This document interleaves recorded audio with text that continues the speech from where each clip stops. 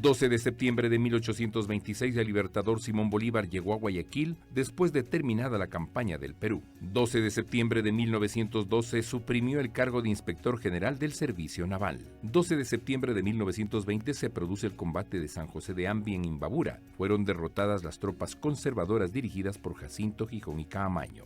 Estos hechos acaecieron en una fecha como hoy. Esto fue un día como hoy.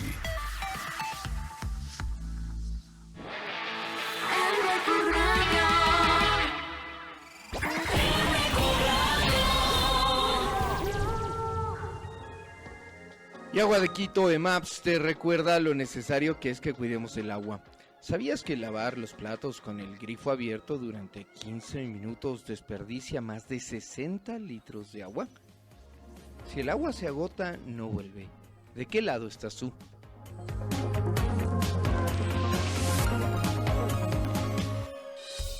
Información, diálogo y análisis con nuestros invitados.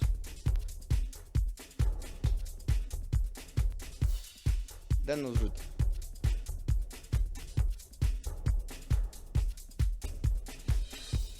Cinco de la tarde con 33 minutos, 27 minutos nos separan de las 6 de la tarde. Controle su tiempo, tenga en cuenta la hora para que programe sus desplazamientos. Recuerde, es viernes y los viernes suele complicarse un poquito más el tráfico aquí. En la ciudad más linda del mundo, pero también una ciudad que tiene bastantes vehículos. Entonces, las tardes de viernes suelen tener esa complicación de que los traslados se demoran un poquito más. Permítanos acompañarle esta tarde con información, con análisis. A esta hora le doy la bienvenida al programa a Carlos Coronel, consultor en materia de opinión pública y política, profesional que ya varias veces nos ha acompañado. Yo le invité a Carlos Coronel para hablar de un tema de viernes, ¿no? O sea, ¿qué costumbres tenemos los quiteños? ¿Qué percepción a veces tenemos de la ciudad?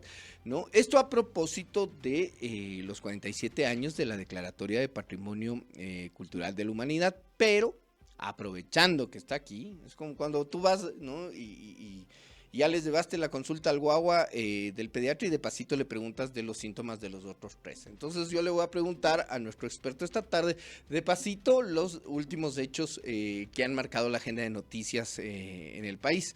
Arranquemos, Carlos, buenas tardes, bienvenido. Daniel, un cordial saludo para ti, para todo el equipo de acá de la radio y por supuesto para las personas que tienen la generosidad de compartir este espacio, incluso siendo viernes. Claro, incluso la gente que tiene la generosidad de escucharnos en viernes, realmente ustedes se merecen todo. Un aplauso de nuestra parte, un gracias siempre eterno.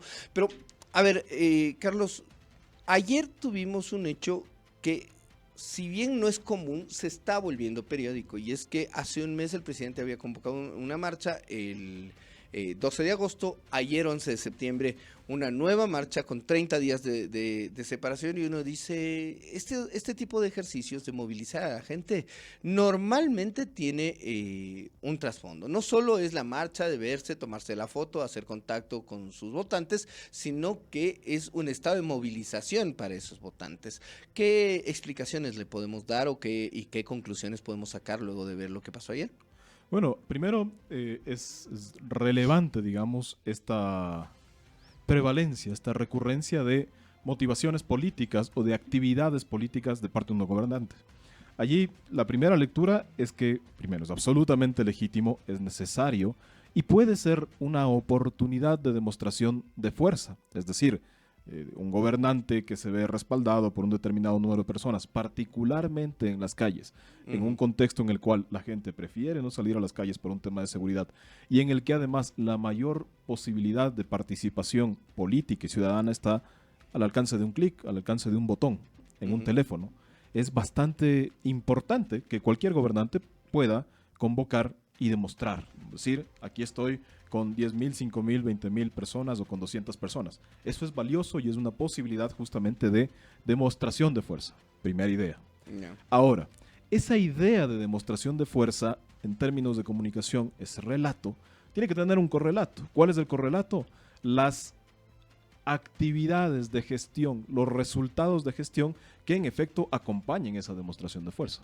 Yo estoy en la calle con 50,000 personas acompañándome y al mismo tiempo esas 50.000 personas y todos los demás que no están aquí en la marcha están recibiendo unos resultados significativos de mi gestión de gobierno. ¿Qué nos dicen los números? 45% de las personas encuestadas en nuestro último trabajo, que es el de agosto, nos refieren que hay un muy buen trabajo gubernamental.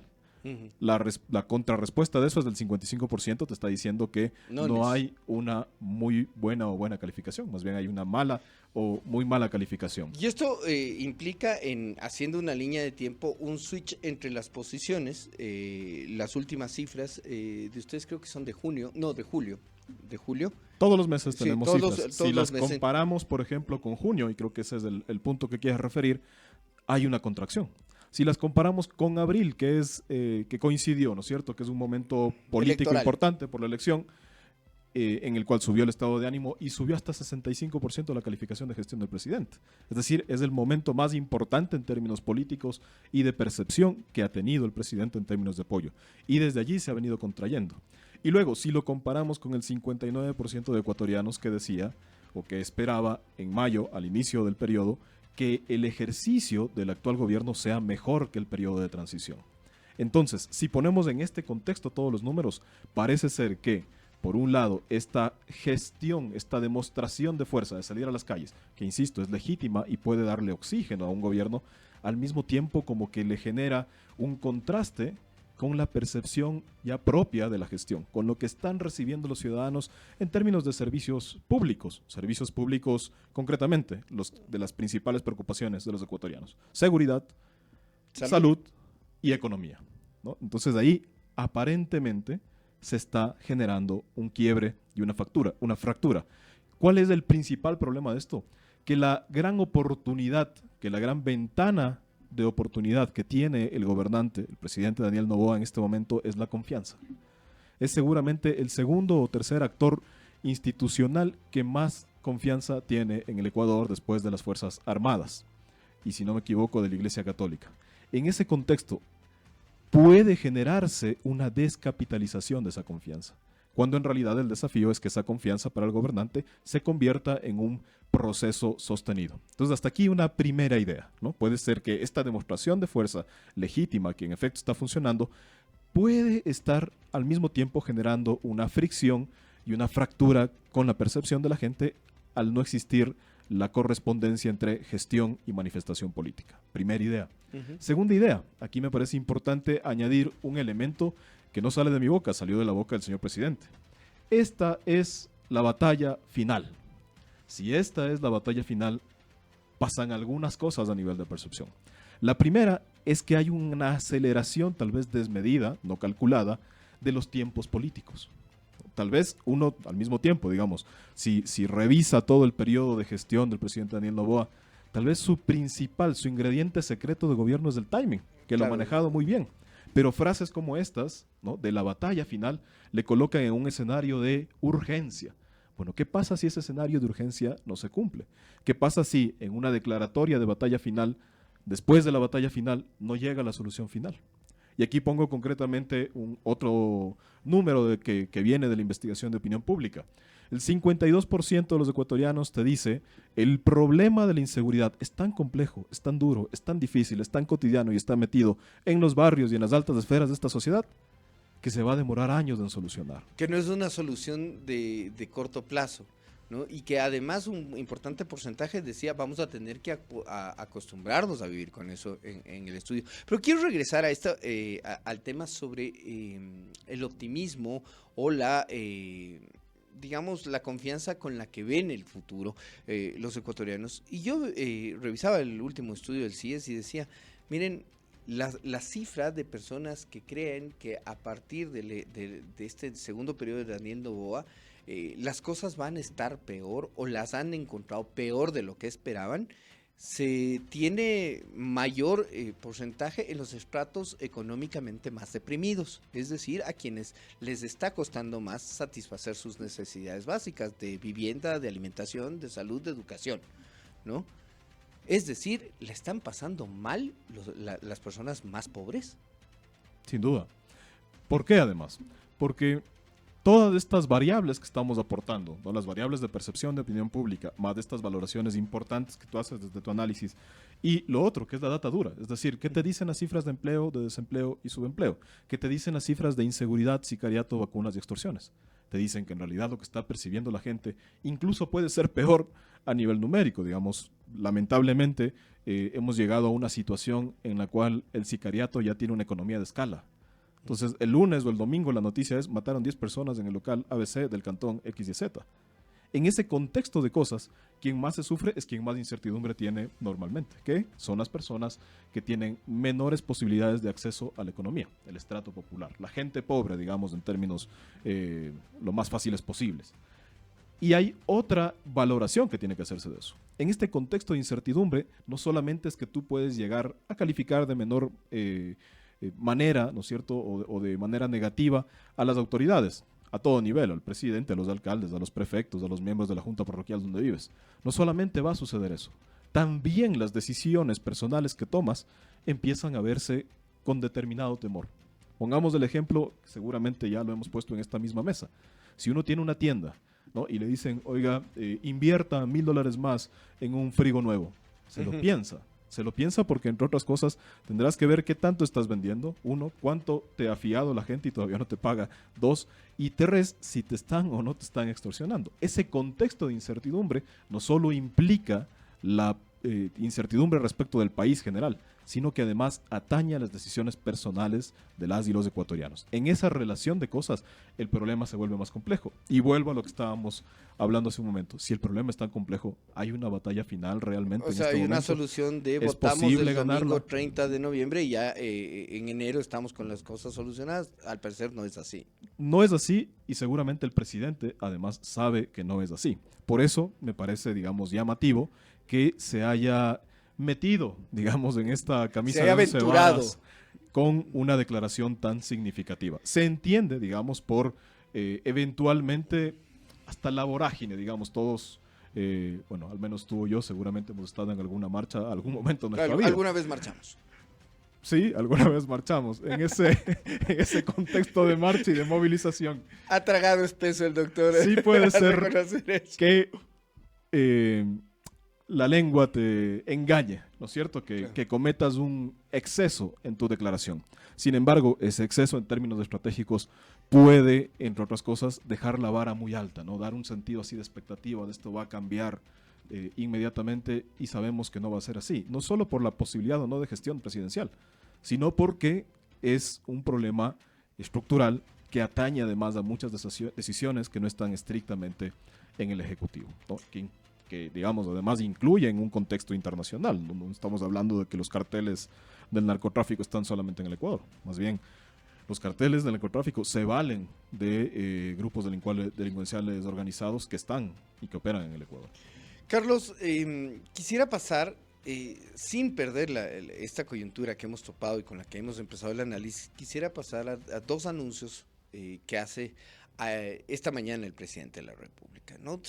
El gobierno se ha pasado el último mes y medio diciéndole a todas las entrevistas a las que se aceptan, diciendo que no estamos en una crisis de salud, que hay mal momento, que hay problemas de gestión, pero que no es una crisis y menos aún que amerite la declaratoria de una emergencia. Al punto que su bloque legislativo en la Asamblea dijo, no, ¿para qué vamos a hacer un exhorto con la emergencia? Porque la emergencia no va a resolver nada, ¿no? Y hoy día el presidente dice: voy a declarar en emergencia al menos la compra de medicinas. Es decir, hay un switch, un cambio de la postura.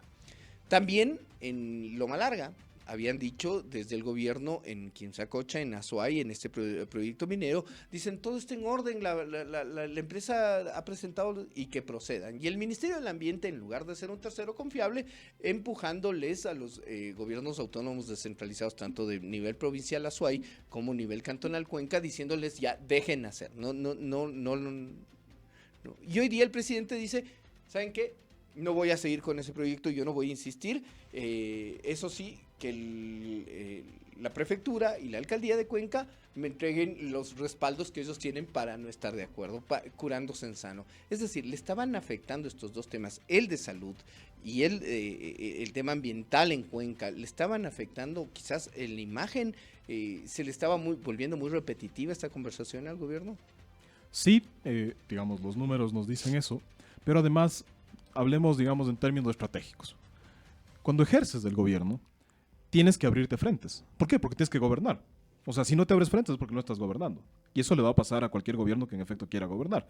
Que no todos van a estar seguramente de acuerdo con lo que tú piensas sobre la realidad o las formas que tienes de solucionar No hay los como problemas. ser monedita de oro. Tienes, o perita en dulce, tienes que armarte frentes. Ahora, armarte un frente implica algunos elementos. Si esto fuera una receta, necesitas una cucharadita de investigación de opinión pública, otra cucharadita de vocerías y mapeo de actores, otra cucharadita de respuestas técnicas de lo que tienes que hacer, y el ingrediente principal de esta masa es saber qué es lo que quieres hacer.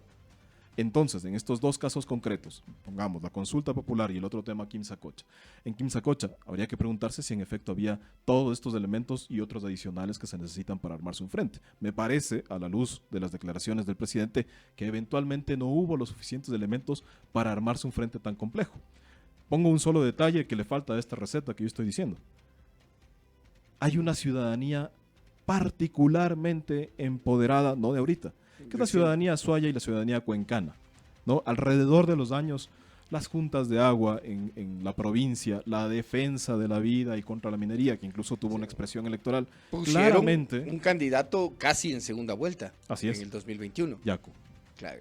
Claramente hay una posición fuerte de esa ciudad, de la población de esa ciudad, respecto del tema. Desconocer esa posición fuerte de la ciudad respecto del tema es seguramente aventurarse a abrirse un frente que evidentemente no está generando los mejores resultados. ¿Y cuál es el problema de esto? No solo perder la posibilidad de ese frente, sino que en la defensa de un frente mal estructurado terminas desgastándote, porque empiezas un poco a tratar de generar narrativas, de generar respuestas que si no estaban preparadas desde un inicio, cada vez más bien ayudan al desgaste. Todavía se le puede convertir más en un problema. Esto desactiva, por ejemplo, el llamado de las organizaciones ambientalistas, de la sociedad civil en Cuenca, de incluso la organización indígena. Para el 16 han convocado una marcha en Cuenca. Esto desactiva completamente, y que el presidente haga el anuncio en una entrevista, en una radio cuencana, tiene un objetivo. Esto no es coincidencia, o sea, está mandando un mensaje. ¿Crees que le alcanza para desactivar este tema de la marcha del 16? Yo creería que marcando estos elementos de contexto, no. Porque entre otras cosas hay un frente abierto que ya es... No le cierra esta declaración ese la frente. posibilidad de revocatoria de los asambleístas de gobierno. Exacto. Eso no es cualquier cosa. O sea, que un conjunto de población tenga la posibilidad de revocar el mandato de sus, en este caso, representantes legislativos, es sin duda un frente político muy sensible en el cual el gobierno y el presidente han incursionado, yo entendería, por falta de planificación frente a un tema sensible, ¿Y el tema de la salud lo mismo? Esto de venir 5 semanas o mes y medio diciendo no hay tal crisis, no exageren, están politizando el tema, están sobredimensionando, no fueron 18 niños muertos, solo fueron 12 en el hospital universitario de Guayaquil. Entonces uno dice, han intentado contener, aplacar, pero digamos así, las evidencias no solo mediáticas, sino de expresiones, plantones, reclamos de la ciudadanía por el pésimo servicio de salud pública, se le convierten también en un problema, lo desactiva con este anuncio de la emergencia en la compra de medicinas. No, lamentablemente no se desactive. ¿Por qué digo lamentablemente? Porque al final es un problema que les está tocando a los ecuatorianos día por día. La gente que va, pongamos desde el sistema de salud asegurada, va al IES y no consigue una cita sino para un mes, mes y medio, o va al IES y le derivan a otro médico que quién sabe cuándo le va a atender, o no recibe una receta, y lo mismo en los hospitales públicos. Mientras eso no suceda, no se desactiva porque sigue latente ese dolor, esa expectativa, los anuncios no son esa suficientes. inquietud. Los anuncios no son suficientes, pero aquí yo volvería a esta receta. Lo primero que hay que preguntarse es, a ver, si yo tengo un periodicazo que me dice, oye, se murieron unos guaguas por falta de insumos en un hospital en Guayaquil. ¿Es una noticia alarmante? Sí. O sea, puede ser 1, 2, 3, 10, que se muera uno, ya es algo alarmante y llamativo. La respuesta frente a eso es, que tiene que hacerse un gobernante, ¿qué queremos hacer? queremos hacer control de daños para contener y decir que está solucionada la situación, que no pasa nada, o en realidad queremos solucionar en términos políticos, en términos institucionales y en términos de servicio público este problema. Yo creo que si el presidente se hizo ese escenario de saber qué es lo que quiere hacer, no ahorita a la siguiente semana, no de lunes a miércoles o de lunes a sábado, sino qué quiere hacer en su mandato. O sea, en el 2030 y 2029, o sea, ¿qué quiere que diga la gente de la salud en el gobierno de Daniel Noboa? Es decir, el legado, como se dice. Si es que tiene eso resuelto, seguramente habría más claridad en si es que hay que declarar o no una emergencia, en si es que hay que hacer un comité de salud o hay que cambiar de ministro de salud. Todos estos elementos deben entrar en una discusión más seria, porque, claro, al final, la posibilidad que tenemos de analizar la percepción de los ciudadanos es solo un componente de la gestión de la política pública. Lo otro es todo este camino técnico que igual tiene que el gobernante poder escatimar, poder calcular y, por supuesto, poder tomar decisiones adecuadas. Y nos quedaría este otro frente que yo decía, que es la consulta popular. Creo que pasa lo mismo, ¿no? Porque, a ver, más allá de que, por supuesto, la Corte Constitucional en este momento tiene la facultad de calificar aquello que procede o no procede constitucionalmente para un referendo o para una consulta popular, al mismo tiempo tú tienes que saber qué quieres preguntar, por qué quieres preguntar. Este cambio, ¿no es cierto?, de las nuevas preguntas de consulta popular es llamativo, no solamente porque se pueden abrir más temas, lo cual en última instancia, claro, si se puede debatir, ¿no? Sí, y si se entiende que si la gente lo decide, está bien. Paréntesis estadístico. En el Ecuador, si no me equivoco, con esta consulta popular que estamos próximos a votar desde el 2008 o 2006, hemos tenido 9 consultas populares. Estamos en las urnas cada 9 meses. Un poquito más, 24 o 22 meses en promedio. Entonces, claro, tú te preguntas, tenemos una crisis de representación, lo cual nos obliga a ir directamente donde la gente, ¿no? Porque se entiende que para eso tenemos el legislativo. Nos encanta participar, o estamos legitimando sistemáticamente decisiones más de coyuntura a través del voto popular. Son simples preguntas que yo me hago como economista, no soy sociólogo, no soy el gobernante, ni soy ministro, pero cabe la pena, ¿no es cierto? Vale la pena, cabe la inquietud para saber qué mismo estamos haciendo con las posibilidades de representación y con las decisiones de las personas.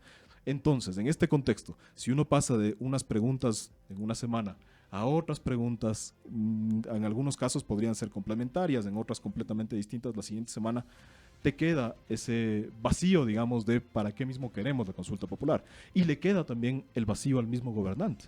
Porque el gobernante, por un lado, y por otro lado, el gobernante tiene que ser el principal defensor de esas preguntas. Entonces, si tú empiezas a variar los temas, le metes en un lío a los ciudadanos de no saber primero qué le estás preguntando, porque estamos hablando de noviembre. Noviembre es de la ¿Estamos de acuerdo en esto? Sí, nosotros sí apoyamos esta tesis, o sea, se deben estar preguntando incluso en esas vocerías más de territorio, como son los gobernadores, como son los asambleístas de gobierno, también deben estar, vean, aclárennos las líneas pues, sobre qué vamos a defender. Sí, yo quisiera ahí acotar dos cosas, ¿no? La una que es ya a nivel estratégico. Si yo como gobernante tengo una consulta popular de aquí en pocos días en realidad, 30 de noviembre. La posibilidad de consulta popular y de hacer una campaña es compleja, sobre todo porque es una diversidad de temas. Si yo tengo esa consulta, lo primero que tengo que resolver, aparte de las preguntas, es cómo llego a la consulta. Tengo que llegar bien, tengo que llegar con una capacidad de docería efectiva, tengo que llegar con una capacidad de gestión de gobierno, sobre todo en los territorios, que me permita justamente tener la posibilidad de pedirle el voto a los ciudadanos a favor de las tesis que estoy presentando. Y aquí, paréntesis otro, esta es la segunda idea. Me acuerdo de ese, me parece que era Aquino, sí. ¿No? Que había un grafiti en Mafalda que decía, cuando ya tenía las respuestas, me cambiaron las preguntas. Eso le está pasando en este momento al gobierno y no sé si al país. Sí, como que El Mundo de Quino se llamaba esa columna que solía publicar Diario del Comercio, y recuerdo claramente esa viñeta que acabas de citar. Carlos, tramo final de la entrevista, no menor, Quito está cumpliendo 47 años como patrimonio. Y voy a hablar de mi percepción personal, no tengo data para decir esto le pasa a todo el mundo, ¿no? Pero cuando a mí me hablan de Quito patrimonial, la primera imagen que se me viene al centro es la Plaza Grande, la García Moreno, la Sucre y la Plaza de San Francisco. Es decir, el centro histórico de Quito. ¿Ustedes están preparando un estudio de opinión al respecto? ¿Qué nomás se están preguntando? Bueno, nosotros estamos preparando un estudio para complementar otro estudio que ya hemos realizado, ¿no? Ya. En efecto, Quito cumple 47 años de declaración de Patrimonio Cultural de la Humanidad, lo cual no deja de ser valioso para la ciudad. Entre otras cosas, porque el centro histórico marca la identidad de las y los quiteños. Y allí siempre incluimos a quienes nacimos aquí y a quienes no nacieron aquí. Entonces, en este contexto, ¿no?, de celebración, lo que uno tiene que hacer cuando cumple años es qué ha pasado en estos 47 años. Valorarse, ¿no? ¿Y qué voy a hacer, por ejemplo, para los 50 años? ¿Cómo vamos a celebrar los 50 años? Que es una pregunta para los quiteños y para las autoridades de Quito. En ese contexto de cosas es muy importante tener números que nos ayuden a explicar la realidad. Para eso hacemos investigación de opinión pública, sacamos evidencia a través de números y eso es un aporte al debate público y también a la gestión. A la gestión no solo de gobierno.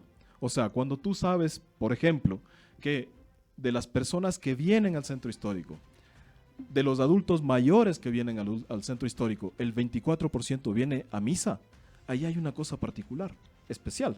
Seguramente esos adultos mayores, cuando eran niños, cuando eran guaguas, vivían en el centro histórico. ¿Por qué? Porque la ciudad era el centro histórico. Todo sucedía en el centro histórico. El registro civil, el dispensario del IES, las escuelas, todo sucedía en el centro histórico y por lo tanto la niñez de toda una generación seguramente era este espacio. De hecho, estamos haciendo este programa desde el borde norte del centro histórico, que es el barrio de San Juan. Y creo que tú citabas algo que es muy valioso. Tú decías, el centro histórico a mí me evoca más o menos... Esa categoría de patrimonio. Sí, pero además delimitabas casi con calles, ¿no? Decías, voy de la Mejía hasta seguramente la Venezuela y hasta arriba voy a la Cuenca y me quedo en la Venezuela o capaz a la Guayaquil. Digamos así, es el área de influencia de la parada del metro de San Francisco. Hacia ahí quería ir. Ahora, ¿qué pasa si me voy al otro centro histórico? Si me voy al barrio San Sebastián, a La Loja, a Lambato, a San Marcos, todos con realidades muy distintas. A la Tola, al Panecillo, y empiezas a darte cuenta que hasta allá hay otra realidad. Toctiuco, que está a la espalda de esta radio, ¿no? Claro, donde además, que ahorita están en pleno incendio. Exactamente. Todas esas realidades me parece que son, primero, dignas y necesarias de ser revisadas para tener una visión integral del problema.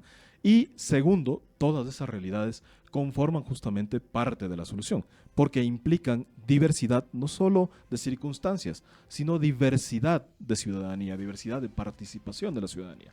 Es decir, si por un lado San Roque, la capital de Quito, tiene un 80% de población indígena y por otro lado San Marcos, hacia el lado más bien oriental del centro histórico, es una población consolidada de vecinos de familias de hace 50, 60 años. En esas diferencias vamos encontrando soluciones entre barrios muy residenciales y barrios muy comerciales. Bueno, hasta aquí esta, digamos, introducción al tema.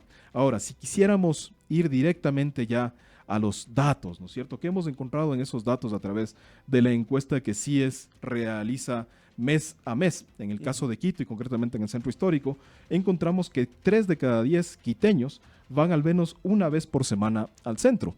Allí se suma algo llamativo y es también que concretamente en Quito hay una población importante flotante que va a trabajar al centro, que alcanza alrededor del 11% de las personas encuestadas, ¿no? Gente que va no solo a las instituciones gubernamentales, entiéndase municipio y dependencias del municipio, sino también gobierno y dependencias del gobierno.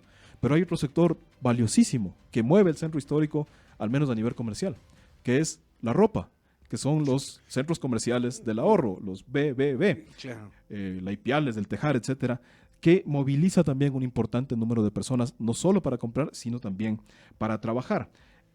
Uniéndonos un poquito a eso, encontramos que las principales motivaciones que tienen las personas para venir al centro histórico son, bueno, el 30% dice yo voy de paseo, y está bien porque es un paseo bonito, y luego el 17% va de compras. De ese 17%, un tercio, el 30%, dice yo voy a comprar ropa. Ahí hay un mensaje muy importante para el comercio y para la gestión pública. Es decir, si yo voy a comprar ropa en el centro histórico, creo que todos estamos imaginando a qué zona vamos.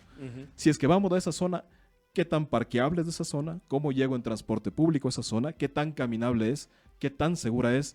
y qué tipo de servicios tengo en ese lugar. Y ahí entro yo ya en conflicto, 18 horas con 1 minuto. Le pido disculpas al Juan Caposeco, me he tomado 1 minuto de su programa. No me diga que yo me voy de largo, doctor Poseco, no. No, Carlos, quiero agradecerte primero por el análisis, quiero comprometerte para una segunda parte sobre este tema. Me parece que los datos que nos estás arrojando del centro histórico nos van a permitir tener una idea de qué es lo que está pasando, porque esto ha tenido una evolución. Y digamos, no sé si esto me puede responder cortito, si esto tiene algo que ver con la presencia o el funcionamiento del metro, ¿no? Si estas respuestas tienen alguna incidencia.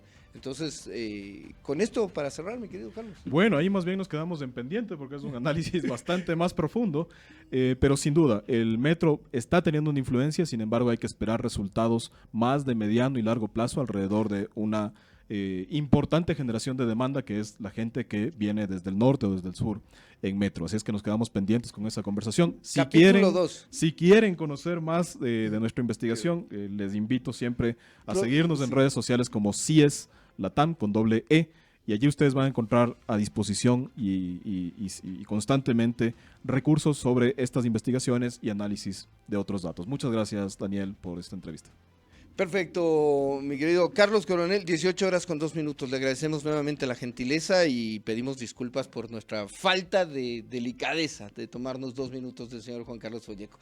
A esta hora nos cuentan del equipo de comunicación del Cuerpo de Bomberos que se sigue trabajando en la zona de San Juan, en la zona protectora de San Juan, con este incendio que se ha reportado esta tarde.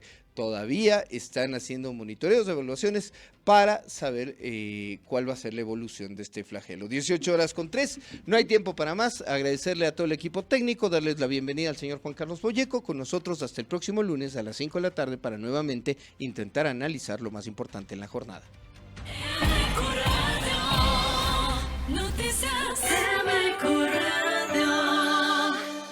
Son las 18 horas, con 3 minutos. MQ Radio presenta